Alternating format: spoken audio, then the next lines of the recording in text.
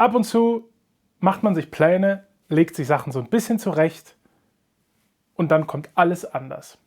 Ich habe nach dem letzten Rack-Umbau meine erste HDX-Session hier in diesem Raum gehabt. Der Digi 192 Wandler hat grandios funktioniert. Es gibt einen Kanal, einen Input-Kanal, der ein bisschen Probleme macht, aber das ist ein Thema für eine andere Zeit. Jedes Mal erzähle ich ja davon, dass mich manchmal so ein bisschen die Unternehmenslust packt, wie eine Besessenheit, wie fokussiert ich dann irgendwie auf Dinge bin, wo ich mir denke, wie geil wäre das, wenn das jetzt irgendwie so wäre. Und das gepaart manchmal mit Geräten, die ich in anderen Studios benutze, davon so dermaßen überzeugt bin oder so dermaßen davon begeistert bin, dass ich mir denke, irgendwann will ich genau dieses Gerät auch haben. Und jetzt mit diesem ganzen HDX-Craze, der bei mir gefühlt irgendwie abgeht, begab es sich jetzt dazu, dass unser guter Freund Thomann, wie immer, es ist unbezahlte Werbung, ich bekomme von niemandem und von keiner Firma Geld hierfür, hat aktuell ein paar Aktionen. Und so begab es sich, dass mir ein Gerät in die Hände gefallen ist, was ich damals in Osnabrück kennengelernt habe, sofort lieben gelernt habe und sofort auf dieser Liste war von, damit will ich arbeiten. Dieses Gefühl, irgendwie gerätemäßig so ein bisschen top of the line zu springen. Und ich muss euch vorwarnen, weiter weg von low budget oder budgetfreundlich könnten wir nicht sein, weil es ist mit Abstand das teuerste Gerät, was ich für mein Heimstudio und auch wahrscheinlich erstmal für das zukünftige Studio angeschafft habe. Aber mir ist total bewusst, dass das natürlich nicht jedermanns Größenordnung ist. Und das ist völlig in Ordnung. Ich glaube, das Wichtige in jedem Heimstudio oder in jedem Studio oder in jedem Schaffensprozess, nicht mal nur in Musik, sondern in so vielen Dingen ist, sich mit dem Werkzeug, was man hat, auseinanderzusetzen. Und das Werkzeug, was man hat, bestmöglichst zu beherrschen, um mit diesem Werkzeug das zu schaffen, was man schaffen will. Ich zum Beispiel habe die letzten Jahre immer mit Universal Audio Wandlern und Preamps gearbeitet und der Schritt zu HDX und mehr analogem Outboard Gear hat mich dazu gebracht, halt in die Avid und Digidesign Wandlerwelt zu blicken. Das da hinten, das ist das Werkzeug, was ich lernen will, mit dem ich arbeiten will, weil ich das Gefühl habe, dass es für meinen Workflow das bestmögliche Ergebnis bringt und dazu noch im besten Fall für die nächsten 10, 20 Jahre hoffentlich auch so bleiben kann. Hinter mir liegt ein Pro Tools Matrix Studio. Für meine Bücher der beste Wandler und das beste Interface und die beste Monitor-Section, mit denen ich das Glück hatte, in den letzten Jahren arbeiten zu dürfen.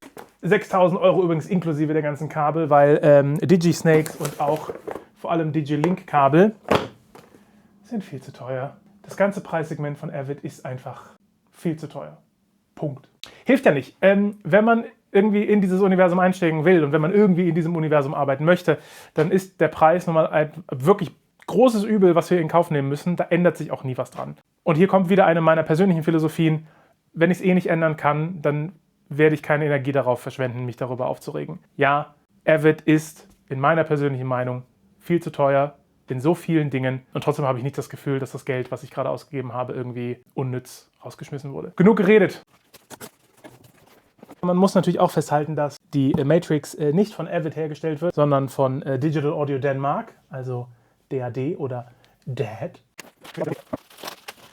Einmal eine Activation Card, weil man bekommt ja Software dazu.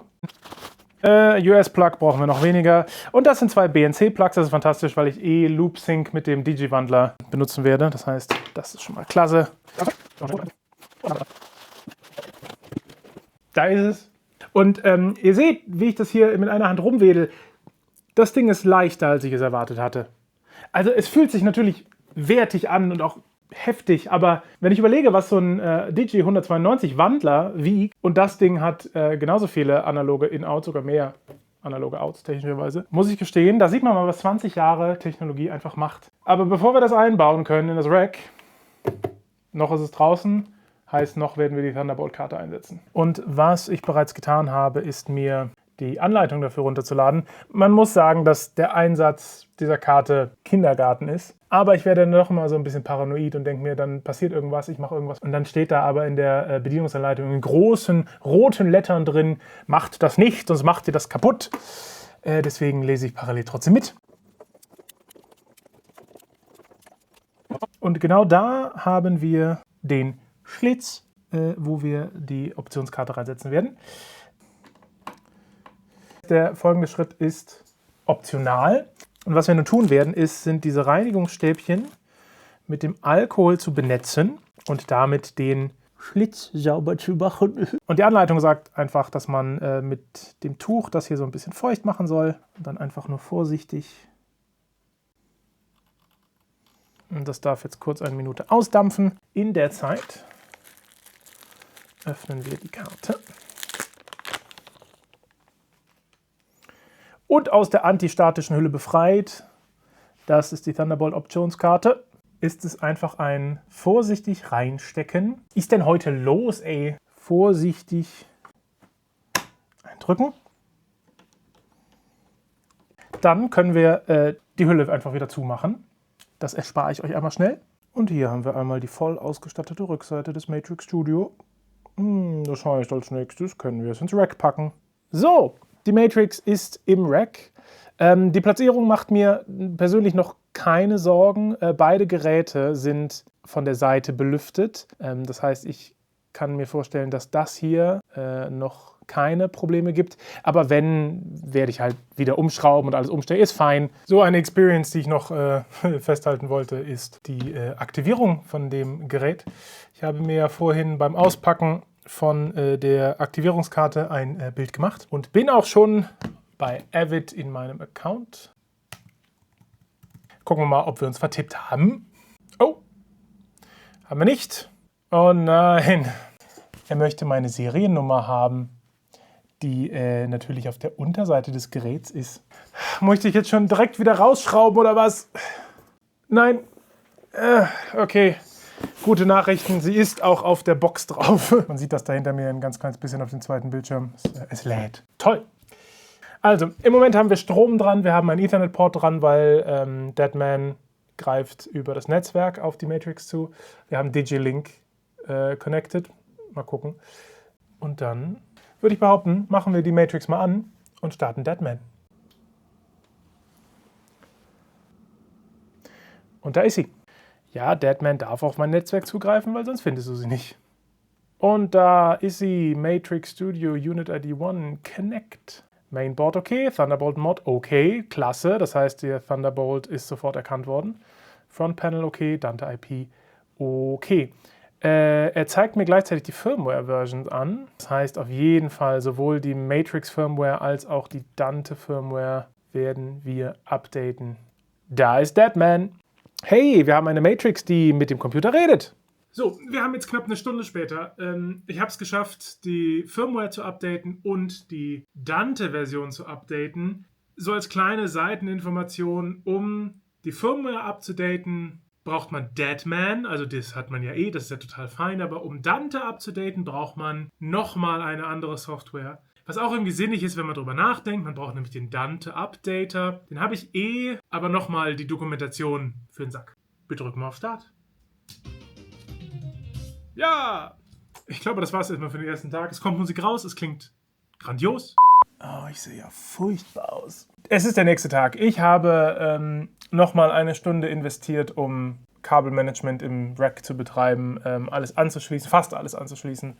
Die Digi-Snakes sind noch nicht dran. Und nochmal genauso viel Zeit, um Deadman ordentlich zu konfigurieren. Ich kann jetzt sowohl aus Digilink, also Pro Tools, als auch aus den Thunderbolt Ports, die funktionieren, ohne dass ich irgendwas getan habe, Musik abspielen. Es geht raus auf die Abhören. Und was auch funktioniert, und darüber freue ich mich ehrlicherweise sogar fast am meisten, ist, dass jetzt alle 16 Kanäle von dem Behringer P16 über ADAT angespielt und benutzt werden können. Tatsächlich haben jetzt die 5 Minuten ausprobieren mir jetzt aber schon gezeigt, dass ich den MARM-Controller doch als nötiger empfinde, als ich es mir gestern noch gedacht habe. Ich finde den Preis einfach halt nur abschreckend. Es ist jetzt der 3. Tag. Die ersten 2 Tage waren für die Matrix ja nur auspacken, verkabeln, ausführlich konfigurieren, weil es gibt eine Menge zu konfigurieren. Und jetzt ist Mittwoch und ich habe heute einen Mix, einen Edit, beide in Pro Tools und ein paar Sound Productions mit Bounces in Logic. Das heißt, ich teste heute direkt die hoffentlich nahtlose Integration sowohl von Digilink als auch Thunderbolt. Ja, los geht's.